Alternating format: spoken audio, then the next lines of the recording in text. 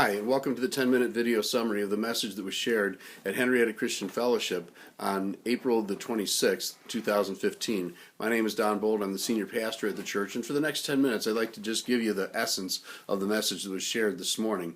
And, we've been studying the I am statements of Jesus. God said to Moses, when Moses said to him, "Who should I say sent me?" when he was going into Egypt to set the people free, he says, "Who should I say sent me?" And God said, "I am that I am." Okay, and that saying has a lot of meaning and meanings, if you will, to it. But one in particular is he saying, "I'm the self-existent one. I exist by my own power. I don't need an explanation." All right, and so the Jews were given Torah by God, and Torah is the first 5 books of the Bible, and in that they came to believe that what was revealed to them, among other things, but certainly these 3 things, was the way, the truth, and the life. Okay, and so that's what they believed. All right, and then along comes Jesus, and in John chapter 14, verse 6, he says, "I am the way, the truth, and the life." In another place, he says to them, "You search the scriptures because in them you believe that you have life." He said, "But it's those scriptures that point you to me, but you won't come to me so that I could give you life." All right, so Jesus is saying to them, look, it's not the writings that are going to give you life. It's the relationship with God through me that's going to give you life. Okay, come to me that I can give you life, the life that the Father gave me to give to you. And so this is what we're looking at. And so last week we did, I am the way. This week we're doing I am the truth. Okay, and so we're going to be looking at truth and just trying to understand some things that will really help us to grasp what Jesus is saying here. Okay, the Old Testament properly understood according to the New Testament in Galatians 3:24 says, "Therefore the law has become our tutor to lead us to Christ so that we may be justified by faith." And there's a connection between faith and truth that we'll look at a little later. All right, so and our faithful guides in trying to understand all of this, to try to grasp the truth. 2 things. One is the Word of God, okay, and the other is the Holy Spirit. And so John 16:13-14 says, "When He, the Spirit of truth, comes, He will guide you into all the truth." Okay, He will not speak of His own initiative, but whatever He hears, He will speak, and He will disclose to you what is to come. He will glorify me, meaning Jesus, for He will take of mine and will disclose it to you. And then over in John 17:17 it says, "Sanctify them in the truth. Your word is truth." And again, that your word is truth comes up in 2 Samuel chapter 7, verse 28.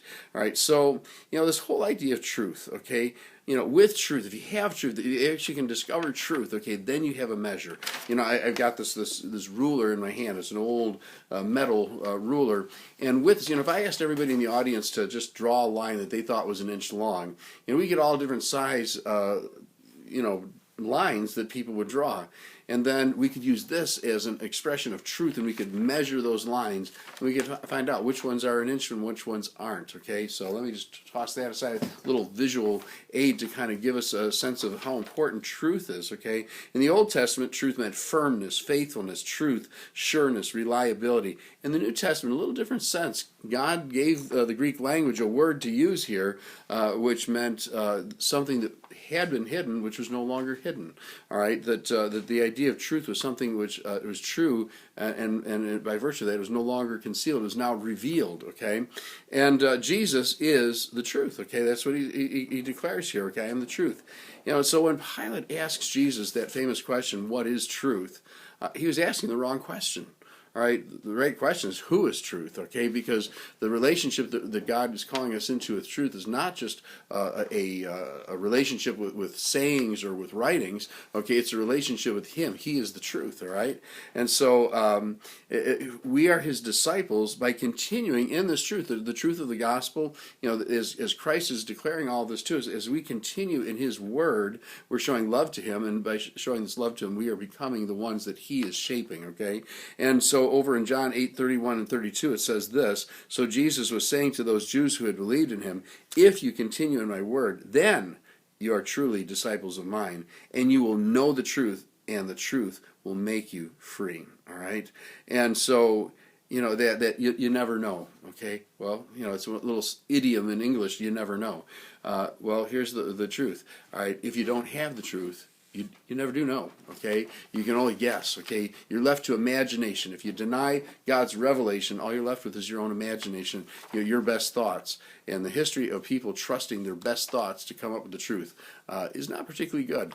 Even looking at Supreme Court, okay, obviously here's some people that know their stuff. And at various times in the history of the Supreme Court, the Dred Scott decision said that slaves were property and had to be returned to their owners if they were found, okay? I mean, that was the best wisdom of the day, and it was wrong, all right? Because when we trust our own wisdom rather than God's wisdom, God's wisdom actually contradicts that squarely and says absolutely not. All right, so moving on here, okay, the relationship between truth and faith, okay? Jesus in John 1:9 is described this way: there was the true light which lights every man that comes into the world, okay? And so this idea of being enlightened, having the light turned on for you so that you know the truth, okay? Romans 1:16 through 18 describes that truth by saying, I am not ashamed of the gospel, because it is the power of God for salvation to everyone who believes, to the Jew first and also the Greek. But it goes on to say here a little later in the passage, the righteous shall live by faith, okay? It is by recognizing the truth of God which is revealed and believing it that we start on this thing by faith, okay? And it goes on to describe those who oppose all of this as people who suppress the truth and unrighteousness. They suppress the truth. God has given this measure of truth that would draw people to himself, to all of us, okay? And so when we deny it, we're suppressing that truth. Jesus came from the Father full of grace and truth, okay? The two things, the grace, the gift of God of salvation, and then the truth that was going to lead us to him. Okay, so we have, these scriptures here, okay? And the Word became flesh and dwelt among us, and we saw his glory, glory as of the only begotten from the Father, full of grace and truth. And then this other one that says this, that the law was given through Moses, but grace and truth were realized through Jesus Christ. So grace and truth. You want to know truth? Know Jesus, all right? All right, so if we receive the word of Jesus, okay, now this is an important decision that we have to make, because it says here, he who has received his testimony, meaning Jesus' testimony, has set his seal to this, that God is true. All right, and if you're deciding which ride to go on at Disneyland, you don't have to worry about what you're setting your seal to. But there are truths in life, okay, that sometimes good things happen when you do follow the truth, and sometimes when you follow the truth, sometimes difficult things, painful. Sometimes people die for following the truth. All right, so to understand that you're setting your seal that God is true. All right, so living the truth, okay. There's a lot to this, okay? It's not just a matter of knowing it, hearing it, or whatever. Okay, some steps here. First of all, listen to the truth, okay? Secondly, know the truth. Thirdly, believe the truth. Then you got to get it outside yourself and speak the truth, all right? And then obey the truth. And then as you grow in this, come to the place where in life you practice the truth.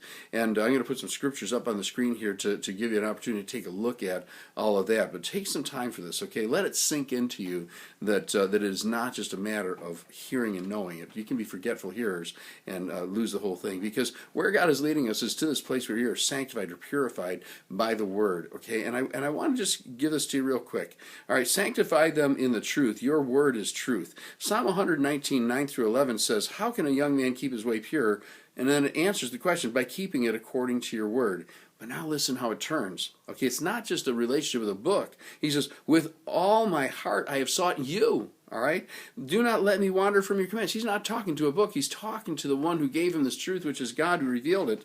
Your word have I treasured in my heart that I might not sin against you. It's a relationship with the one who is the truth, which is Jesus, okay? And the final and ultimate expression of this devotion to God and to his truth is worship, okay? And listen to this. It says, but an hour is coming, and now is, when the true worshipers will worship the Father in spirit and truth. For such people the Father seeks to be his worshipers. God is spirit. Those who worship him must worship him in spirit and in truth. Our lives will be lived out before him as an expression of our worship to him. And with that, I'm going to say God bless you. We'll see you next time on the 10-minute video summary.